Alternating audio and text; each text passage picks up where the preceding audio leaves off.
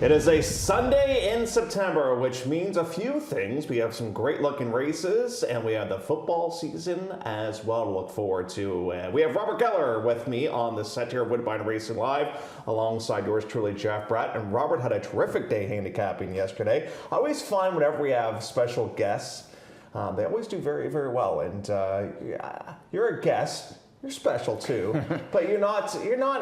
How can I describe you? You're the type of guy that, you're like a neighbor, and whenever I'm in need of something, I knock on your door and you come over and help me out. So I appreciate you stopping by. Oh, I've got some chores to do. You do have some chores to do. You do have some chores to do. Now, before we get to the racing action in here, I just want to go down memory lane a little bit. Robert has been a lifelong New York Jets fan, and here's proof of it. He has a hat that was probably made in like the 1970s. Like this is, Robert. That's good. That's a special thing right there. Yeah. We're gonna hold it. There. We're just look at this, and you can tell. Like, look at the back of this. Like, who makes hats like this anymore? I love it. And adjustable. Adjustable. Wow, Robert. That's. Well, you have to be careful when you wear that and wear. Some people get very angry when they see that. Yeah, so anyways, JETS. And I know you hate that team. You hate them. No, I don't hate them. Well, you did once say you hated them. With a passion. Well, well, that's good. I dislike them. I know. He does hate them. Yesterday, the track played a little bit differently than it had played on Friday. Friday was very speedy, but I thought yesterday on the synthetic, there was a lot of off-the-pace horses that did very, very well, which I prefer. I do too. Yeah. I think the finishes are very more exciting. Yeah. I mean, it's great if you can go all the way, but certainly when you get some horses who can sit and really produce those runs, we've seen a number of them at value yesterday. We had to put an asterisk beside that outside lane because one of them was disqualified. So what a shame. You and Me was such a good run. The winner was on the outside, and you look at it overall, and stalkers 85.7%, and favorites overall in the program 36%. Average win payout was $970. The one that I am mad at that you had yesterday that I thought was a bit of an overlay was Saratoga Holiday at 5-1. I thought that was a really good number on that horse. Yeah. Good price. I looked the winner the entire way. Yeah, it was traveling beautifully. I was surprised a couple of those horses who were, maybe they blemished their form line in their last start because they're up against better. Yeah. A couple of those won yesterday. Yep. But we did see a great price change towards Saratoga Holiday in the favor of the better, but we saw the opposite with Uphill Dance, who went into the gate 7-2 and came out as a 9-5 favorite. Obviously a good day for Rachel Holiday, and that's a nice segue here. She won a couple on the program, including the Wonderwear Stakes with Aristella, and there are some barns here that you just respect so much, and that would be me with Rachel. Like, I think she's a very underrated trainer. I think she's a great horse person, and she brought up a lot of great points in the interview with Aristella about the fact maybe this is a bit of a cooler weather type of horse, and they were just happy with how the horse was prepping on the grass getting ready for this race. Yeah, she's terrific at it, and I mean, I like that she brings that British influence where she develops horses and they go distance, and she knows how to target races, and she has them ready. That horse looks superb on the track. So Aristella, kind of a fall type of horse, wins the Princess Elizabeth last season, comes back and wins the Wonderwear Stakes as well. Shifty, I don't know about Shifty. Shifty just does not want to behave for whatever reasons. Winterberry, I think, is probably better on the main track.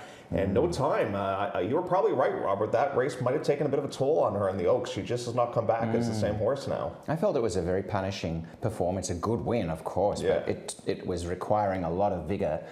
I think she needed a rest after it. The Plate was a tough race too, because it was a strange race, the King's Plate, in some ways, because a lot of horses didn't get their running going until late, but she was up there. I think she's definitely needing a break. I didn't know what to do with Shifty.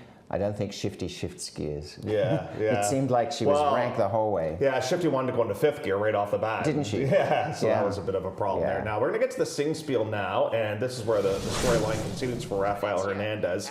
Just a classy old veteran here. He was so happy on post-spray. This is Haunted Dream. I really was just in love with the fact we had this horse here. Haunted Dream looked magnificent. I love the ride. It was a beautiful performance by Raphael. A good run by Toes and Wish, but the class of the race clearly, and you showed us the replay earlier yesterday from Haydock, and I loved the interview with Tommy. It was incredible. Very, very telling. Yeah, and you know what I love too, and maybe this is me being on my soapbox a little bit, I just love that they come over, the connections, suit and tie, very well represented. You know, they take pride in how their horses look. They take pride in how they present themselves too in the winner's circle as well. I just think, you know, that is still part of the game that I really enjoy too. And they present that horse beautifully, and obviously a bit of a barn favorite as well. Yeah, I think it's very interesting, you know, because in a way our demographic of racing is the entire spectrum of society, and we know the history of sort of the British and beginning with the Lords, and I still feel it's great to have that level of refinement when we come to our sport. So there's a look at Taunta Dream, now a stakes winner in North America. Now this morning at Woodbine, what did our head clocker Ernie Perry see? I'm seeing this for the first time, so I'm not sure what he saw. I'm your medicine man. That's an interesting horse. I don't know who that is. I gotta look that up. I don't remember that horse racing. Do you? Never heard of it. Okay, it's a great name. I'll look that up. See, producer Chris, he keeps the notes by himself. Like he keeps them. Doesn't want me to cheat. So I don't know who that is. But the track, he says, was slow like yesterday. Okay. And the best wagering race of the day. Unfortunately, we haven't had many of these so far this season, but a 14-horse field to wrap up the day, Robert. That's gonna be a lot of fun to watch. Yeah, great betting race. A great jackpot high five to play today. I'm your medicine man is from the Harold Ladisor outfit. You might have to go get your picture taken. I think so. It could be the right tonic. Yes, that's right. I'm your medicine man. Kind of a cleverly named horse there. So we'll keep an eye on that one for conditioner Harold Ladisor. So obviously, you know, we want to wish our friends down at Fort Erie all the best coming up with their program on Tuesday. We'll take a look at the Prince of Wales Stakes coming up a little bit later on. And we'll also take a look at Turf Champions Day coming up on Saturday as well. Okay, the topics. Let's get to work. So we have a substitute teacher today producing the show. This is Chris Platts. Chris has been with us here at Woodbine for a long time. Very experienced. So it's he's not retired, but I say he's retired from the producing gig. So it's kind of like he he says he doesn't know what he's doing, but he does. It's kind of like you're going back in time a little bit in here, and he's tossing us some curveballs in here. So we've got the best bet battle coming up in race number 1 of the day. Let's see if you picked any of these horses here, because we've got the battle between Ron Gierkink and we got Doug McPherson as well. Wow. So who are they going to go towards in here? Who are their plays of the day? So Paint the Town Silver, 8-5. And so here's Ron Gierkink. He's going to build his case here with Paint the Town Silver, and Paint the Town Silver gets into a bit of an easier spot here today for conditioner Roger Hatfield. That should help out the situation. Comes out of a bit of a key race last time out. So that's option A. This is like, let's make a deal. Oh, I like this. Curtain 1. Curtain 2 is Doug McPherson, and his is banking on a miracle. He thinks this horse might be the controlling speed, and it's going to be a better price. Okay. Or curtain number 3 is your choice. My choice? Yes. I would love to see this morning line or the current odds for El Cojete. Okay, so it's curtain number 3 for Roberts. All right. El Cojete. But he just doesn't win as much as I would like. And that's why I think he's great value. Yeah. Because I actually think he's run against a lot better, and that's my angle. And I love the fact, this is just me, but when I'm the only one who picks a horse, I seem to do better. You do. The lone wolf. That is true. That is true. So Paint the Town Silver for me, El Cojete for Ron, Doug going towards the 5. And you know what I like about that? Is it all stinks if we all pick the same horse, because that means it's probably not a great betting race. But the fact that we're all going in different directions in here, that's good. Yeah. You know, so, because let's face it, in the first race yesterday, we had an overwhelming favorite, and Lady Iona that just won very, very easily. Actually, 4-5 wasn't all that bad of a price on that horse either, too. So it's pretty contentious though, this first race, because you've got Yacht Boy, who's in form, who I guess also has been overlooked a little bit, and Next Pitch, who I think with blinkers on has also been overlooked a bit. So this race is very intriguing to me. Let's get to topic number 2 now of the day, and this is promising. So we're going to fast forward now to race number 3 on the program. I am just glad that Family is back racing. Remember what Family did last time out? family got loose and went up to where I parked my car. Oh, how was that? And the assistant trainer to find Safi Joseph did a great job getting the horse under control. So that one's back in the starting gate here today. Back. We've got Biles in here. We've got Promising as well. Now, Promising last time I had a wide trip and ground loss. It's something that you and I like to touch on quite a bit in here. And lost to a stablemate by the name of Little Frisky. And I think they've kind of figured out a Little Frisky. I think this is a nice sprinter on the synthetic. But Promising last time out came back from the Steve Asmussen barn to the Josie Carroll outfits and had a good run when finishing the second place spot. Now, Tea and Honey with an E ran the other day and was a bit of a disappointment to me. What do you think of this performance here with Promising, though? It was okay. It didn't set the world on fire for me, but I thought it was a decent run. Little Frisky, I think, is a good enough horse, former stakes winner. Yes, I thought it was a game effort. I think Promising will do much better this time. Look, the winner there, actually. Yeah, just hung a bit. Got out finished. Yep. Yeah. So, are you more intrigued then with like a shotgun lane in this race? I am, because I thought that was a really good move in that race. Although Hoshiana disappointed a little bit yesterday, who was the one that beat that run. But this is back on the to Peter, and I thought it was a really good run to Brindy earlier in the season. I do think the form is very consistent. For sure. And Shotgun Wedding has a nice turn of foot. So I went on top with Shotgun Wedding, yeah. Clocker horses Biles, who went to the front and made every call winning one last time out, beat Ginger Zip, who came back with a good result yet again. Seek and Tell Already was a bit of a disappointment out of that race for Commissioner Roger Atfield, but Biles now will get the second consecutive start on the main track here coming up in this spot too. Yeah. So the 2 a popular pick. Oh, well, I'm all wolfing in here. The 6 is the popular pick. There you go. And that is Shotgun Wedding. And I'll go take a shot with the 2. I'm kind of cheering for Family as well, just because of what happened last time when the horse ran up. I had to make sure there was no hoof print on my car. That would have been a bit of a bad thing on my way. That would have been great. Yeah. You really got horsepower in your car. That's right. Legit horsepower there. So there's a look at the picks there for race number 3 on the program. But Shotgun Wedding seems to be the popular pick in there. Let's get to the 5th now on the day.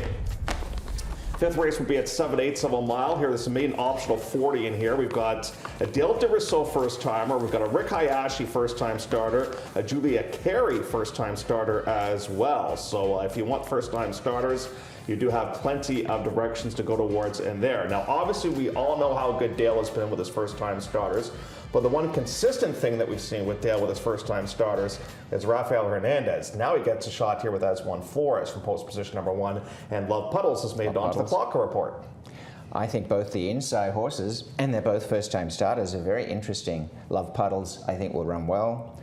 Just on the strength of the statistics of the barn and the fact that there's a nice work tab, and I think No Cape is interesting. I always love the the former Paul Buttigieg barn, now officially Rick Hayashi's, and I do think that even though the works don't necessarily reflect how good these horses already they often are. So I think they're both dangerous at a price. Gone with the Wand. Ripped my heart out last time out, stomped on it, and then ran back to the barn. Had a 3-length lead last time out. I know. And got nailed. I think it was a Hayashi horse that nailed him too. Egbert, who I think got the better of Gone with the Wand on that spot. No Cape, by the way, is a half to Gizmo's BFF, so we all know how good that one is. And I'm going to take a shot here with the 4 Fire and Wine. Gets into a bit of an easier spot. As I'm racing against 2-0 Hero, so there are no 2-0 heroes here in this race. 2-0 Heroes, a monster.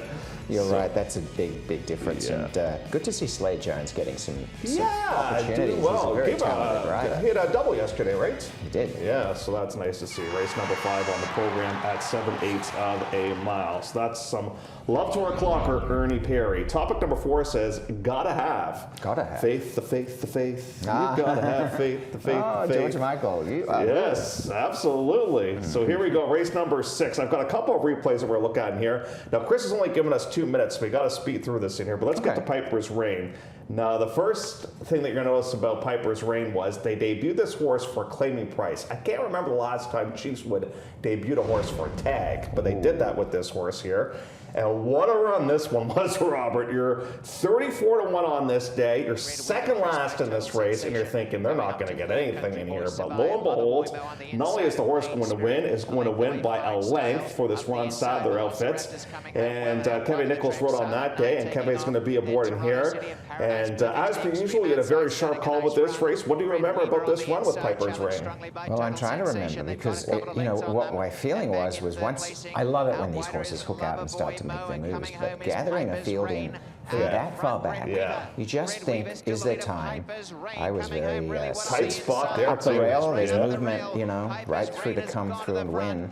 Obviously, the rail is a very short cut home, but getting home like that, winning with that deal of authority, I was lucky to get away with a claiming tag. Well, not in for the tag today, by the way. Blazing Buchero is the one that I've landed on in here. I wanted to show you this horse's most recent race. To me, he never settles in this race. Watch the horse on the outside. So here's the 6 in here, and Patrick's going to be aboard this day. Butta Swing's going to win it. So right now, the horse wants to go, and Patrick's like, no, and like he's keen. You can tell this horse wants to go. Like his head, he's tossing his head. He's like, no, I'm not going to settle. And Patrick's doing the best he can to try and get him to settle, but he just simply will not do it. Now we're going to get into a bit of a tight spot here, and Patrick's eventually going to have to put on the brakes again, right there, and trying to get out of the turn a little bit here. Like this just was not a run that went very well, but yet we get something out of it. The horse finishes in the 3rd place position out of this race. So I thought this was a deceptively good run from this horse myself. I absolutely agree. This particular part of the stretch is where you see Blazing Buchero get into stride and then really starts to close on the pair at the top. I really like this last 16th of a mile. It was a bit of a battle early, but once Blazing Buchero got into stride, we started to just feel good, and you can see that. I think this horse is very dangerous. That was a fast fraction, 44 and change, so no surprise to be closing ground.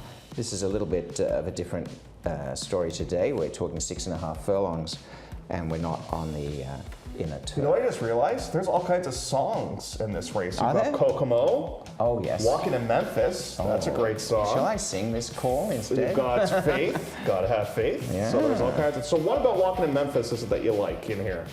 Well, Move back to the synthetic? Partly. Drop a class? I think it's more that. Yeah. Because Westside Tide, although Hammerhead is disappointed, Thundering improved. I think that quality of form line has been very strong the entire meet. Yeah. And so to come into this race off of a very battling 4th and coming back from a shorter distance, I just think it has a real chance to be able to hold this time. I think Walking in Memphis and Blazing Buchero from the barn of Mark Cassey are really dangerous in this race, both of them. Let's get to race number 9 now. 6.5 furlongs. We start off the late double. So our substitute teacher for today, Chris, he likes to be that guy when you submit your picks and you're feeling confident, he'll say, I just noticed didn't put in this horse.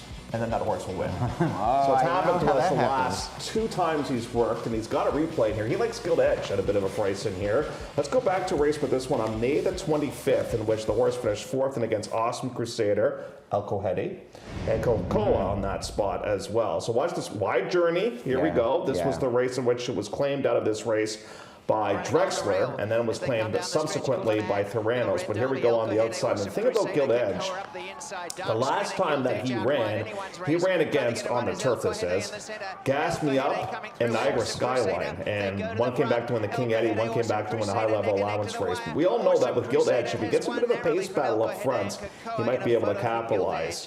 So my question to you is, this is producer Chris, who can make us look very bad on camera at any portion of his day. Are you in producer Chris's corner, or are you going elsewhere with your top pick? I have gone elsewhere, but I am concerned because I know how that happens to really catch us out. And, Gilt Edge is run against, as you say, very good quality. It wasn't a bad run. It didn't have that oomph in that finish there necessarily, but has had it in the next start with the win, and was not disgraced in the last run. So I think the concern about this race for my own pick is just how much pressure there'll be between Bubbo and Western World. I know Western World's vulnerable, but I love how Western World fought against Niagara Skyline at the top level. But at the same time, can this horse stalk if necessary? And is Bubbo just a one-act on the lead type? I do think, though, if they had a slightly softer pace, they're going to be hard to run down. If they go at each other, it does set up for horses like the Great Oz and Gilt Edge. We're going to have some fun here, Robert. We're going to have what's called exacta fun. Exactly. Exacta fun. And that's what we've done here is we've put together 3 potential tickets. We've combined a bunch of our top picks and some of our bottom picks in here as well. And we've come up with some of the tickets that we're going to play in here, okay? Okay, so here we go. So in race 4, if you go back to the 4th race, we have different picks there in the 4th. So what we're going to use is we use the 4 and the 5 in that spot. We use Kentucky Bill, who's my price, and Digital Security, who's the one you like, right? Yes. And we'll toss in some prices in behind there. Then the 5th, we're going to use the 3, 4, and the 8. Gas with Dewan. The 4 is my pick, the Selco horse. And who's the 8 Fire and Wine. Roberts? And the 8 is Deputy Ghost. All right, so those are our second picks in there. So we're kind of tossing our second picks in there. We're going to box those. Yeah. And this is where we get crazy. I love crazy. This is race 10. It's a big field. Yeah. We're going to use a bunch of horses on top, the 5, 9, 10, and 14 with the 1 and 4. So our top 2 picks are keyed on top, and then we're going to toss in our 3rd and 4th picks on the bottom. And I like that because there is a chance, if that happens, to be a winning ticket, that And you could be the only picks one. well. Because we've got some long shots on top there. We do. All right, so we're going to have, it's called Exacta Fun. It's the game everybody can play. Everyone's involved. I like it. We're actually sharing our knowledge, and we either rise together or we fall together. But play safely, kids. $1 or $2, that's about it. Alrighty, so there you go, Exacta That's Fun. all you need to win on that one. That's right, that's right. Okay, topic 7 says plays. Who's going to go first? We're going to find out right now. Oh. You're going first because you had a good day yesterday. You had 5 winners yesterday. You schooled me. No, you did well as And well. here's Arthur Roberts with his plays of the day. Gone hunting. I do like. You don't strike me as a guy that's ever gone hunting. Oh God, I'll never go hunting ever. That is something not on my bucket list at all. But if you enjoy it, that's fine. Gone hunting, yes. Very nice run to Philip Banks. Philip Banks is a very promising horse to run 4th, and I just feel this horse will be better off for the experience. So is my win place suggestion. Could be Gone with Doom. We know about this horse. I know. Caught you out because shied away, drifted right off, veered off. I don't know if it was the resentment of the whip or what was going on. Or the fact that the resentment of Jeff picking the horse. Probably there was something going on. But I do think could be Gone. I just think that horse ran against Awesome Connection too earlier. That was a good Who field. races today, by the way, Okay. at Kentucky Downs. Walking in Memphis, I'm just saying they stroll. Walking to Memphis. You know, I did go to Memphis. I thought it was very intriguing, that visit. But walking in Memphis, a bit of a risk, but I also have to shake things up in the last with a long shot. Karen Palmer has this horse running well, Ashoka. I think this horse will run surprisingly well at a big price. Alrighty. That's Roberts. Let's take a look at mine now. So my drop and pop is Peyton Town Silver in the opener.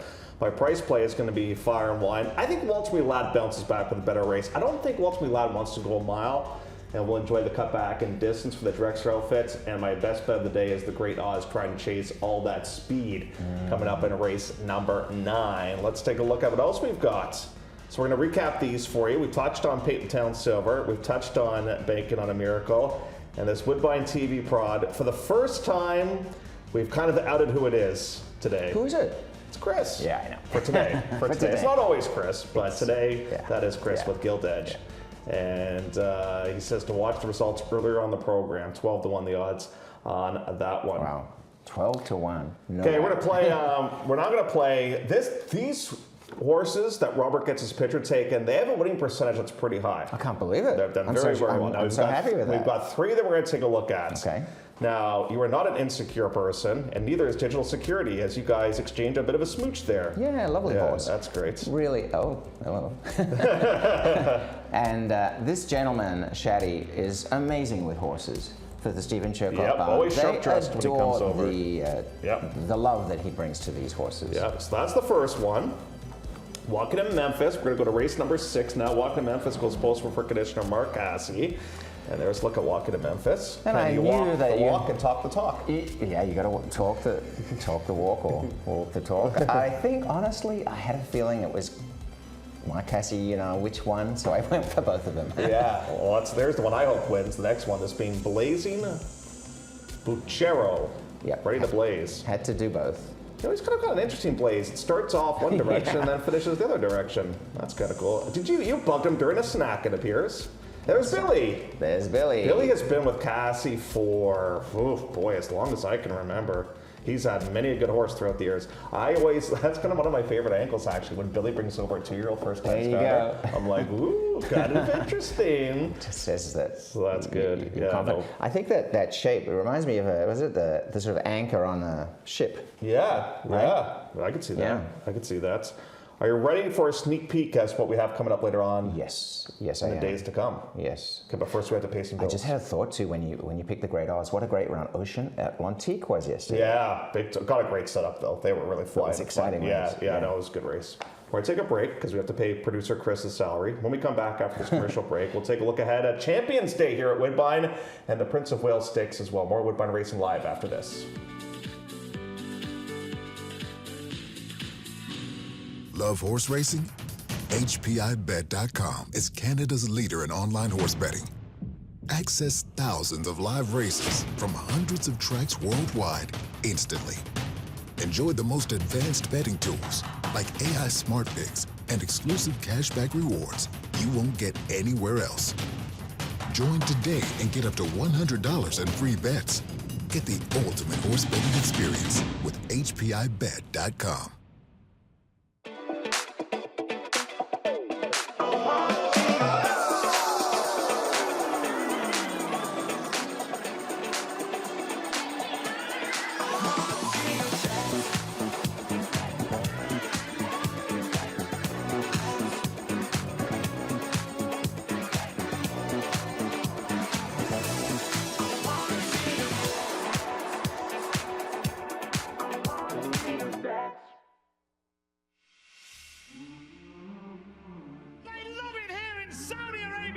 This is the biggest race in the world. Pinch me, I think I'm dreaming. They're off, Memphis Dubai World Cup. And they're into the stretch. Two of the great racehorses in the world. Giant Killer, by name and by nature. A race for the ages.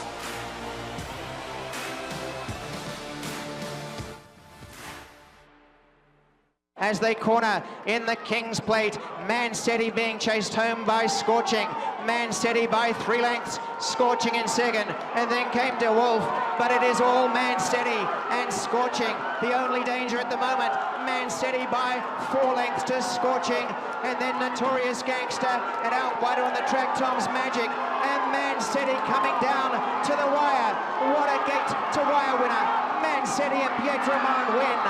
From Tom's Magic, Notorious Gangster, Scorching. The Pizza Boy, as he's affectionately called, Mancetti pulls off the victory in the King's Plate. The guy that called it right to my left, that being track announcer Robert Geller. And Mancetti is hoping to deliver. Coming up on the Prince of Wales program. I know that was bad. That was cheesy. Cheesy. There you go, too. It's getting better. I actually like it.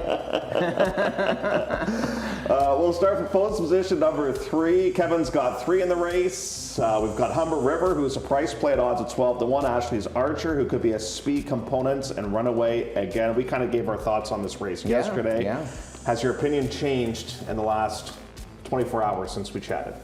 It hasn't changed. I was actually pleased to see the replay because I thought, well, Faber was the one horse in the finish who never got a chance to fully extend that finishing kick, even though Tom's Magic did and the closes came late. I also think there's confidence from the barn of Mancetti. Joshua Todd watched a race with me yesterday and he was sharing that, they're very happy with the way the horse is training. Yeah. I know there was the blemish in terms of the dirt, but you never know what the reason was for that. Yeah. It would be lovely to see if we could get a live horse for the Triple Crown. Oh, it'd be fantastic. It'd be great for the sport. It's a real follow. And he's kind of a cool horse too. He wears the hood. His ears gets pushed down. He's got a great name to him. He's owned by people that are very colorful. They enjoy the game so much too. So it would be great to see for sure. There's a look at the picks that we put together in here. I'm going to put the one on top, Faber. You're going to use Faber as well on top. Yeah. What do you think about Scorching?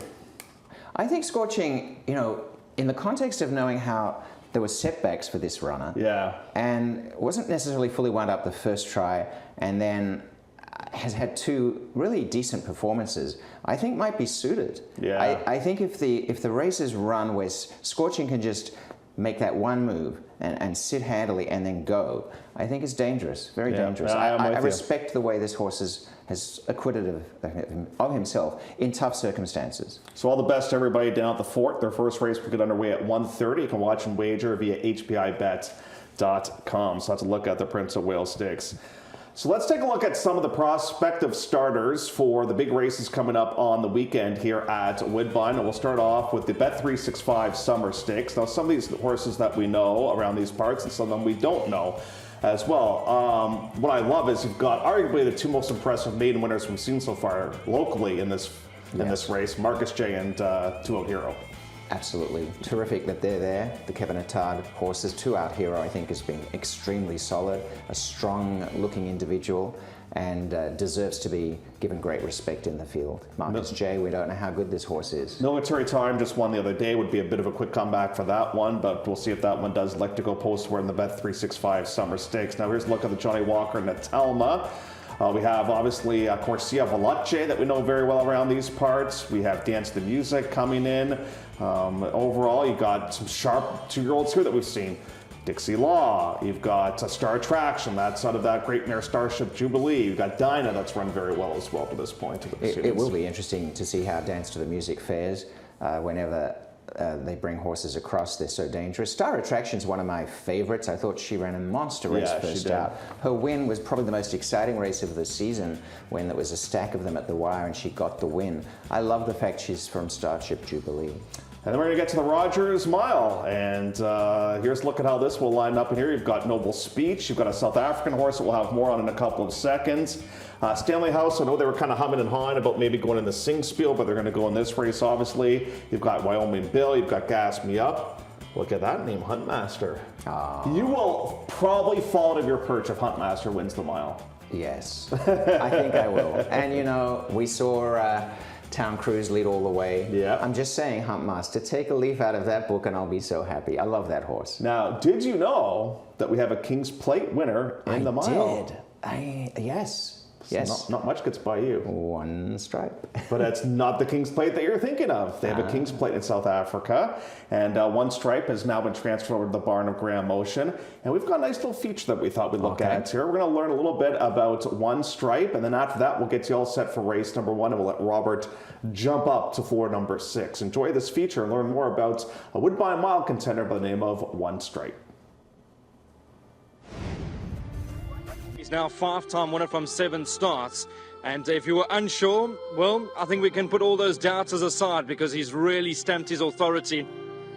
He always showed that he had incredible ability at home. Part of his career we had to take them on in the Punters Cup, which was a little further than he'd been, obviously. And he acquitted himself extremely well and fulfilled the promise that we always hoped that he had. There is the horse that's about to make his way down to the start, number 5, One Stripe. This horse really stamps, horse that could go all the way and be a star for this season. Just one to load, One Stripe himself. For the Cape Punters Cup, all in. And away they go. Here's One Stripe, he takes flight, he attacks a stable companion. What a sight to behold. One Stripe wins it in style. He's done that like a thorough professional. Turned up, did his job, not a bead of sweat, dusts himself off, bring on the Hollywood Bets Cape Guineas. His main aim was the Guineas. It's difficult to win the Guineas because it's not an easy race. And fair to say, he won it handsomely, and he really stamped his mark as a champion. One of the true blue classics of the South African calendar. He really looks the real deal, and as me as a jockey riding, I've ridden a lot of very good horses, and sometimes when you really ride those good horses, they get you out of trouble. One Stripe in the orange, got 4 lengths to make up, the pace falls away. Then came Boundless Energy, and after those is 8 on 18. With 300 metres left to run, Heather's Boy. Here's One Stripe towards the outside. On My Honour, 8 on 18 in the middle of the course. Otaniqua and Great Plains, but One Stripe hit the front. On the inside is 8 on 18. Great Plains was further back. One Stripe nearest us, 8 on 18 runs a big race. One Stripe, 8 on 18, here's the line. One Stripe earns his stripes. This horse is all my champions in one. Well done. Thanks, Vicky. Thank you. I can't help but be emotional. It was such a good win. My name's Vaughan Marshall. I've been training racehorses for some 42, 43 years. 22 of them have been in the Western Cape. And I've trained one stripe his whole career so far. He's one of 6 horses that have won the Guineas for me. So he's followed in the footsteps of some really top horses, including his grandfather, Captain L. Your new hero is One Stripe. A round of applause for number 1, One Stripe. Rakesh Sugalam watching down under the winning owner, his first Grade 1 winner. He certainly showed what he's capable of, and a great ride from Gavin. But you know, his father was a great horse, and I think he's great as well. But as you say, it's lovely when a plan comes together. But a special word to Rakesh in Melbourne in Australia. This is his first Group 1. It's worth it. Gates crash open, and they racing away in the Lommeraw Kings Plate. Special race. I'm Anthony Del Pesh, racing manager for Hollywood Racing, and we got involved in One Stripe. We were lucky enough to be able to purchase a share in One Stripe from Rakesh. We always try and look for a horse that we believe is capable of winning Group 1 races, and the first time he ran second at Durbanville to Snow Pilot, that's when I recognized that this could be a special horse. He really looks the real deal. After the Guineas, Gavin said to me, why don't we have a crack at the King's Plate, which, you know, under normal circumstances is a very difficult decision to make. I certainly have never been privileged enough to be in that situation, having a 3-year-old that would win the Guineas and then hoping to win the King's Plate. We took the plunge, and the rest is history. And up towards the inside is Gimme a Prince. Montien and One Stripe bursting in between them. In front is Gimme a Prince, but One Stripe snapping away, and One Stripe, the Prince became a king. Vaughan Marshall did something that Vaughan Marshall doesn't do. Run a 3-year-old on the Lommeraw King's Plate, and the Prince became a king. When I got on him today, he just gave me this calm feeling, and today he was so gentlemanlike, and he just gave me such a good feeling, and he let me know that everything was all right today. And just what a horse, One Stripe, to Mr. Marshall, the maestro. It's his first King's Plate, my first King's Plate, Rakesh's first King's Plate, so and One Stripe's first King's Plate. So yeah, let's please God, things can push forward, and please God we'll have many more. Winning the King's Plate gives him a ticket into the Breeders' Cup Mile, Turf Mile. And obviously that's where Owen is really keen on racing. He's very keen in American racing, and he's built his whole company around the Breeders' Cup. And obviously this is going to be a fantastic journey for us, and to be able to just already got a ticket to run in Breeders' Cup Mile. And I think he's the kind of horse that you're going to go in there having a ticket, but you've got a real chance.